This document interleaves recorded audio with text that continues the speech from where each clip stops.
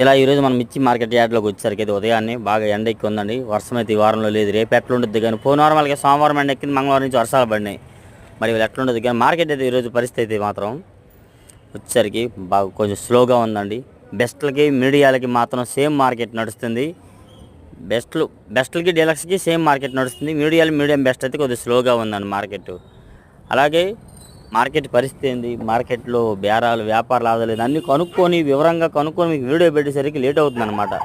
పెందలాడే పెడితే ఎట్ట చెప్తాం రేటు ఎట్లా పడింది ఏందనేది.